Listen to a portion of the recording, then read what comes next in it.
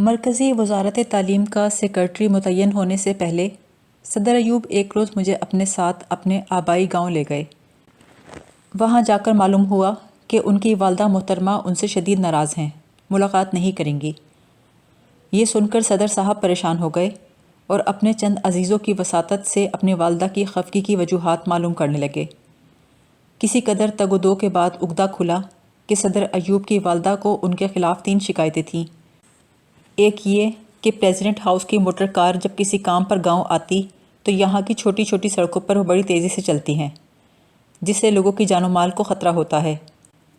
دوسری شکایت یہ تھی کہ گاؤں کے کئی لڑکے کالج کی تعلیم ختم کر کے گھروں میں بیکار بیٹھے ہیں، ان کو نوکری کیوں نہیں ملتی؟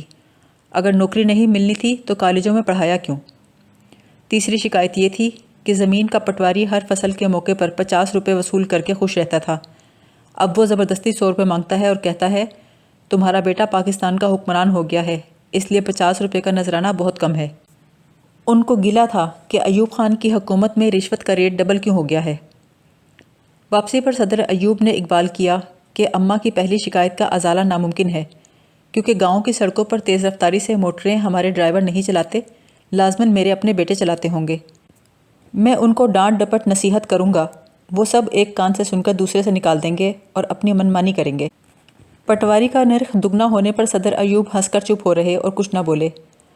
مغربی پاکستان کے گورنر نواب کالا باغ جیسا جابر و ظالم زمیندار ہو یا صدر ایوب جیسا مطلق العنان سربراہ مملکت، اپنی زمینوں کے پٹواریوں کو وہ یکساں خوش رکھنے کے قائل تھے۔ البتہ تیسری شکایت کالج کی تعلیم کے موضوع پر انہوں نے طویل خطبہ دیا۔ وہ تعلیم کے سراسر مخالف تو نہ تھے، لیکن دو ٹوک طور پر اس کے حق میں بھی نہ تھے۔ ان کے نزدیک تعلیم یافتہ شہری طبقہ ہر معاشرے میں اصل فساد کی جڑ ہوتا ہے۔ صدر ایوب پڑھے لکھے لوگوں پر عموماً اور وکلاء کے طبقے پر خصوصاً اپنے شکوک و شبہات کا برملا طنزیہ اظہار کرنے کا کوئی موقع ہاتھ سے نہ گواتے تھے۔ ان کے نزدیک اعلیٰ سطح کی تعلیم کا دائرہ فقط سائنسی، تکنیکی، فنی اور پیشہ ورانہ شعبوں تک محدود ہونا چاہیے۔ ان مخصوص شعبوں کے علاوہ عام تعلیم کے وہ دل سے خلاف تھے۔ غالباً ان کے تحت الشعور میں یہ خطرہ تھا کہ جب کبھی عوام کسی حکومت کے خلاف ہلچل مچاتے ہیں تو تعلیم یافتہ لوگ ایسی شورش کو زیادہ منظم، مؤثر، متحرک اور خطرناک بناتے ہیں۔ اس حوالے سے وہ طلباء اور وکلاء کے متعلق ہمیشہ شش و پنج اور شک و شبے میں رہے۔ وزارت تعلیم کے سیکرٹری کے طور پر ایک بار کابینہ کی کسی میٹنگ میں تعلیمی بجٹ کی بحث پر میں نے موقف پیش کیا کہ کالجوں کی تعداد حد الوسع بڑھانی چاہیے اور ان میں داخل ہونے کے دروازے بغیر کسی رکاوٹ کے سب کے لیے واہ ہونے چاہیے۔ کالجوں کے فارغ التحصیل طلباء اگر اپنے آبائی پیشے سنبھالیں یا دکانوں پر بیٹھیں یا ٹرانسپورٹر بنیں یا کوئی کام کریں تو ان پڑھ افراد کی نسبت ان کی کارکردگی نمایاں بہتر ہوگی اور معاشرے کا معیار ہر لحاظ سے بلند ہوگا۔ یہ سن کر سوائے ایک وزیر کے باقی تمام کابینہ میرے پیچھے ہاتھ دھو کے پڑ گئی اور میری تجویز مسترد ہو کر ردی کی ٹوکری میں جا پڑی۔ اس میٹنگ میں ایک وزیر صاحب نے یہاں تک فرمایا کہ غالباً ایجوکیشن سیکرٹری کا منشا یہ ہے کہ آئندہ ہمارے رکشا ڈرائیور بھی کم از کم BA پاس ضرور ہوں۔ صدر ایوب اعلیٰ سطح کی تعلیم کے منصوبوں سے بدکتے تھے، لیکن پرائمری سکولز کی تعداد بڑھانے اور پھیلانے کا کام خوشدلی سے کرتے تھے۔ میں نے بہت کوشش کی کہ کسی طرح مساجد میں ظہر کی نماز سے قبل فارغ اوقات میں پرائمری سکول چلانے کی اسکیم منظور کر لیں، لیکن وہ راضی نہ ہوئے۔ میرا خیال ہے کہ علماء کرام سے عموماً اور مساجد کے پیش اماموں سے خصوصاً وہ بدظن اور خائف رہتے تھے۔ غالباً اس کی ایک وجہ وہ آئلی قوانین تھے جن کی علماء نے شدید مخالفت کی تھی۔ دوسری وجہ یہ تھی کہ اوقاف کا محکمہ قائم ہونے کے بعد انہیں توقع تھی کہ سرکاری تنخواہ پانے والے علماء اور پیش امام حکومت کے زیر نگیں آ کر مساجد میں حکومت کے حق میں بیان اور خطبے دینا شروع کر دیں گے۔ یہ توقع پوری نہ ہوئی، بلکہ محکمہ اوقاف کے ملازم اور پیش اماموں نے جمعے کے خطبوں میں آئلی قوانین پر تنقید کی۔ اس تجربے کے بعد صدر ایوب کو خطرہ ہوا کہ اگر مساجد میں پرائمری سکول جاری کیے تو وہ انہی پیش اماموں کے زیر اثر ہوں گے اور کسی وقت بھی حکومت کے خلاف بدنظمی پھیلانے کے لیے اعلی کار بن جائیں گے۔ دینی مدارس کے متعلق صدر ایوب کے خیالات مخالفانہ نوعیت کے تھے۔ وہ کہتے تھے کہ دینی اداروں سے فارغ التحصیل ہونے والوں کی قلیل تعداد تو مساجد و مدارس میں کسی روزگار پر لگ جاتی ہے، لیکن باقی ہزاروں افراد بیکاری کا شکار ہو کر ایسی سیاسی جماعتوں میں شامل ہو جاتے ہیں جو نیم دینی اور نیم سیاسی ہوتی ہیں اور ہر قسم کی ہلچل اور شورش کے وقت نہایت خطرناک ثابت ہوتی ہیں۔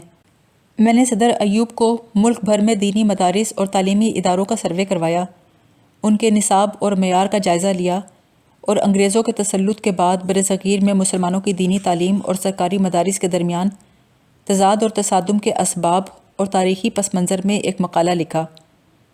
ان سب امور کو کابینہ کے لیے ایک روایتی سمری میں ڈھال کر میں نے درخواست کی کہ علماء کرام کی رضامندی اور تعاون سے ملک میں دینی نظام تعلیم اور سرکاری نظام تعلیم کے مابین کچھ مشترکہ اقدار قائم کرنے اور ان دو نظام ہائے تعلیم کا باہمی فاصلہ کم کرنے کے لیے کچھ اقدام اٹھانے کی اجازت دی جائے۔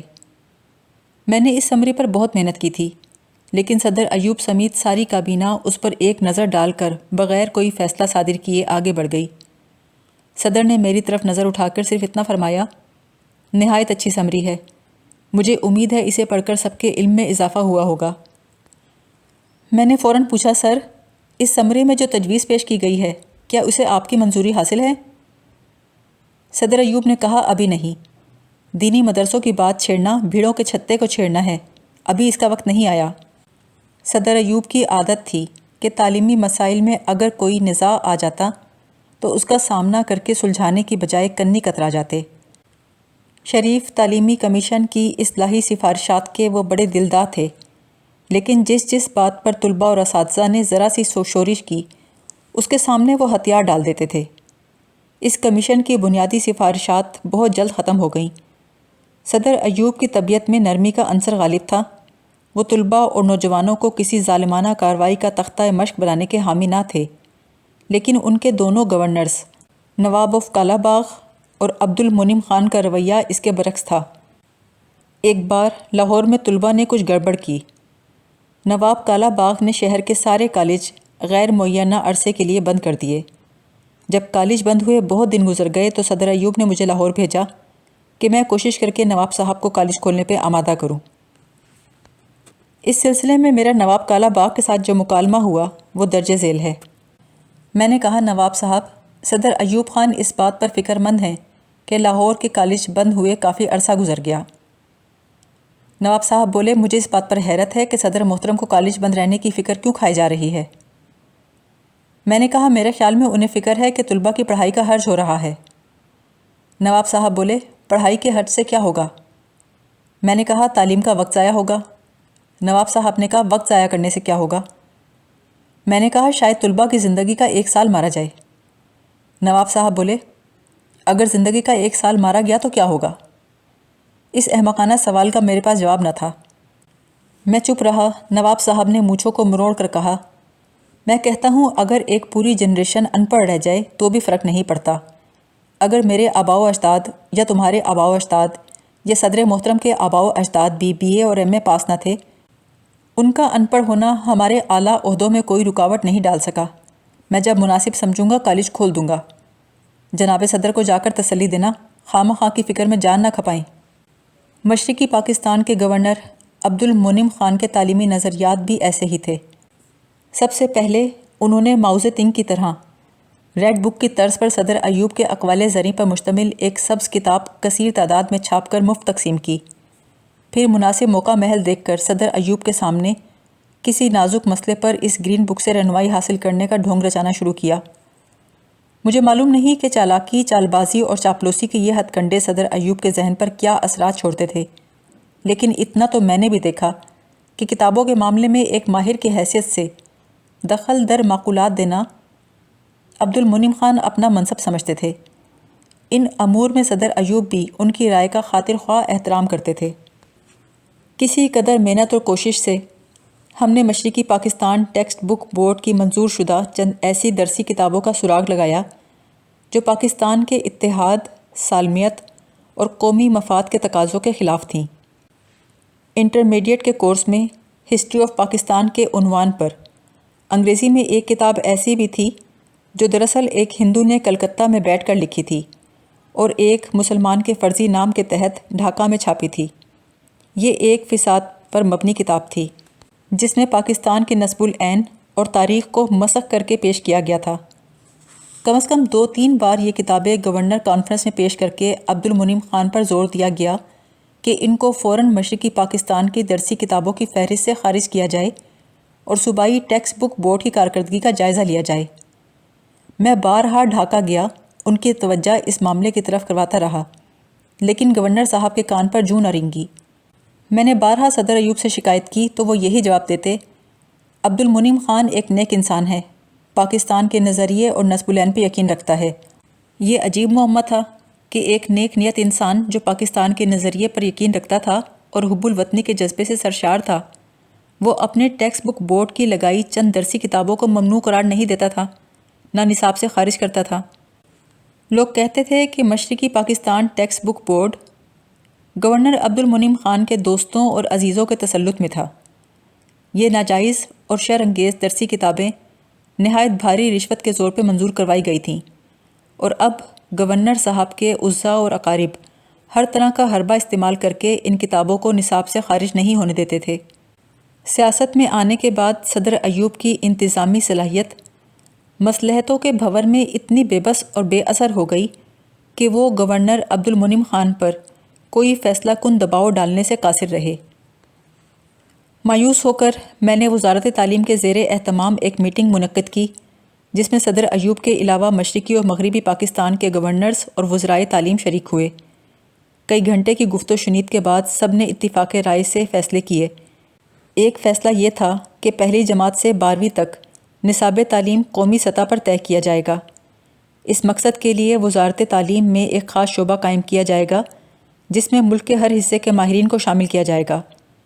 دوسرا فیصلہ یہ تھا کہ منظور شدہ نصاب کے مطابق درسی کتابوں کی تیاری اور چھپوائی کا کام ایک ٹیکسٹ بک بورڈ کی زیر نگرانی کروایا جائے گا۔ مرکزی بورڈ کی منظوری کے بغیر کسی مضمون کی کوئی کتاب کسی تعلیمی ادارے میں رائج نہیں ہوگی۔ ایک مرکزی ایجوکیشن سروس قائم کی جائے گی اور انٹر اور یونیورسٹی بورڈ کو یونیورسٹی گرانٹس کمیشن کی طرز پر مؤثر اور فعال بنایا جائے گا۔ میٹنگ ختم ہونے پر مجھے حکم ملا کہ میں تمام فیصلوں کو تجاویز کی صورت میں اگلی کانفرنس میں باضابطہ منظوری کے لیے پیش کروں۔ صدر ایوب کے زوال تک میں کوشش کرتا رہا کہ کسی وقت اس گورنر کانفرنس میں وزارت تعلیم کی تجاویز شرف باریابی حاصل کر لیں، لیکن ہر بار یہی جواب ملتا تھا کہ ایجنڈا بہت بھاری ہے، اگلی بار دیکھا جائے گا۔ صدر ایوب کی کابینہ میں تعلیمی معاملات پر مجھے 2 بار تقریر کرنے اور دل کا غبار نکالنے کا موقع ملا۔ آج کل کی طرح اس زمانے میں بھی وزیروں سمیت ہر ایرا غیرہ نتھو خیرہ ملک کے تعلیمی نصاب اور معیار پر بلا سوچے سمجھے تنقید کرنا اپنا حق سمجھتا تھا۔ ہر کوئی ایک ہی راگ لپتا تھا، ہمارا نصاب تعلیم فرسودہ اور بیکار ہے، تعلیمی معیار پست سے پست تر ہو رہا ہے، اساتذہ میں پڑھانے کی اہلیت باقی نہیں رہی، طلباء میں تعلیم حاصل کرنے کا شوق نہیں، وغیرہ وغیرہ۔ ایسے ہی ایک موقع پر میں نے کیبنٹ میٹنگ میں سوال کیا کہ نصاب تعلیم اور معیار تعلیم کے متعلق آپ حضرات نے جس طرح کی رائے کا اظہار کیا ہے، تو کس نظام تعلیم یا نصاب تعلیم یا معیار تعلیم کے ساتھ تقابلی جائزہ لے کر آپ لوگ اس نتیجے پر پہنچے؟ اس کے جواب میں ان کا مبہم جواب یہ تھا کہ طلباء کے والدین اور عوام سب کی یہی رائے ہے۔ میں نے ایک اچھی خاصی تقریر میں سب کو آڑے ہاتھوں لیا اور کہا، نصاب اور معیار تعلیم پر لے دے کرنا ایک فیشن کی صورت اختیار کر گیا ہے۔ جو لوگ ہمارے نظام تعلیم کو تنقید کا نشانہ بنا رہے ہیں، ان میں اکثریت ایسے حضرات کی ہے جنہوں نے کسی نصاب کا بذات خود کبھی جائزہ لینے کی تکلیف نہیں کی، جو لوگ معیار تعلیم کی پستی کا رونا رو رہے ہیں۔ اگر وہ کبھی اپنے بچوں کے میٹرک یا انٹر یا ڈگری کے کورس کی کتابیں کھول کر دیکھیں تو ان کو معلوم ہوگا کہ آج کا معیار تعلیم پچھلے کے مقابلے میں کس قدر بلند ہے۔ حقیقت یہ ہے کہ ہمارا نظام تعلیم تقریباً وہی ہے جو آج آزاد دنیا میں ہر جگہ ہے۔ تمام مضامین کا نصاب اور معیار وہی ہے جو باقی دنیا میں جاری و ساری ہے۔ ہمارے وطن میں ہر سال سائنسی، فنی، پیشہ ورانہ اور دیگر کالجوں اداروں کی تعداد بتدریج بڑھ رہی ہے۔ ان کو چلانے والے اساتذہ ہمارے نظام تعلیم ہی سے فارغ التحصیل ہیں۔ ہمارے ڈاکٹرز، انجینئرز، بینکرز اور دیگر فنی ماہرین امریکہ، برطانیہ اور یورپ میں اپنی قابلیت کا لوہا منوا رہے ہیں۔ پاکستان میں جمبو جیٹ اور بوئنگ ہوائی جہاز جو پائلٹ چلاتے ہیں، وہ ہمارے اسکولوں کالجوں سے ہی پڑھ کر نکلتے ہیں۔ بڑے بڑے عظیم الشان ڈیم، اونچی اونچی بلند و بالا عمارتیں اور جدید ترین مشینوں سے چلنے والی ملیں اور فیکٹریاں جو انجینئر بناتے اور چلاتے ہیں وہ ہماری ہی یونیورسٹیوں سے نکلے ہیں۔ ہمارے ہسپتالوں میں تقریباً وہ سب علاج اور آپریشن میسر ہیں جو دنیا کے دوسرے ہسپتالوں میں ہوتے ہیں۔ ہمارے ہسپتالوں میں کام کرنے والے ڈاکٹر ہمارے ہاں کے میڈیکل کالجوں سے ہی پڑھ کر نکلے ہیں۔ کمپیوٹر، ایٹمی توانائی اور نیوکلیئر سائنس کے شعبوں میں کام کرنے والے نوجوان ہمارے ہی اسکولوں کالجوں سے پڑھ کر نکلے ہیں۔ ہمارے پڑھے لکھے نوجوان دنیا کے کسی ملک کے پڑھے لکھے نوجوان سے پیچھے نہیں، بلکہ ہمارے نوجوانوں میں مزید ایک خوبی ہے کہ اپنی تعلیم کے دوران انہیں اپنے دین کے متعلق بھی بنیادی علوم لازمی سیکھنا پڑتے ہیں۔ یہ بات دوسرے ممالک کے نوجوانوں کو اس طرح میسر نہیں۔ ان حقائق کے پیش نظر جو لوگ ہمارے نظام تعلیم، نصاب تعلیم اور معیار تعلیم پر تنقید کرتے رہتے ہیں وہ جھوٹ بولتے ہیں۔ ایسی بے بنیاد تنقید ان لوگوں کی اپنی لا علمی اور جہالت ثابت کرتی ہے۔ کابینہ میں میری یہ تقریر سن کر انسنی کر دی گئی، کسی پر کچھ اثر نہ ہوا۔ اس کے بہت سال گزرنے کے بعد 1983 میں جب میں یہ باب لکھ رہا تھا میں نے اخبار میں 2 خبریں پڑھیں۔ ایک خبر یہ تھی کہ جنرل ضیاء الحق کے ایک وفاقی وزیر نے اسلام آباد میں کیرولین یونیورسٹی کے پروفیسروں کے ایک گروپ سے خطاب کرتے ہوئے انکشاف کیا کہ پاکستان میں نظام تعلیم نام کی کوئی شے سرے سے موجود نہیں۔ تعلیم کے نام پر جو سسٹم رائج ہے وہ انتہائی بے معنی اور فرسودہ ہے۔ یہاں کی تعلیم میں مثبت اقدار کا وجود نہیں، یہ تعلیم نوجوانوں کے کردار پر مفید اثر ڈالنے کے لیے ناموزوں ہے۔ غیر ملکیوں کے ایک اجتماع میں اپنے ہی وزیر تعلیم کا اپنے ملک کے نظام تعلیم پر اس طرح کی خیال آرائی بہت برا فعل ہے۔ میرا خیال تھا خبر کے آخر میں درج ہوگا کہ وطن عزیز میں تعلیم کی زبوں حالی سے دل شکستہ ہو کر وزیر صاحب نے اپنے عہدے سے استعفیٰ دے دیا ہے، لیکن استعفے کی کوئی خبر میری نظر سے نہیں گزری۔ دوسری خبر یہ تھی کہ کیرولین یونیورسٹی کے پروفیسروں کے اسی گروپ کو صدر کے ایک مشیر نے بھی خطاب کیا اور کہا پاکستانی قوم صرف غریب اور ناخواندہ ہی نہیں، انتہائی بدنصیب بھی ہے۔ رات کو جب یہ قوم سونے کے لیے آنکھیں بند کرتی ہے تو انہیں اس بات کا یقین نہیں ہوتا کہ اگلی صبح جب وہ بیدار ہوں گے تو پاکستان کا وجود قائم ہوگا یا نہیں۔ صدر ایوب کی کابینہ میں کسی تعلیمی معاملے پر دوسری بار تقریر کرنے کا موقع مجھے طلباء اور سیاست کے مسئلے نے فراہم کیا۔ آج کل کی طرح اس زمانے میں بھی بار بار یہ بات اٹھتی کہ کالجوں اور یونیورسٹیوں میں طالب علموں کی یونینوں کو توڑ کر ان پہ پابندی لگا دی جائے، لیکن اس فیصلے کے خلاف طلباء کے رد عمل کے خوف سے حکومت اس ارادے کو عملی جامہ پہنانے میں پس و پیش کرتی تھی۔ اتفاق سے انہی دنوں کوئٹہ گورنمنٹ کالج نے مجھے اپنی کانوکیشن کی صدارت کے لیے مدعو کیا۔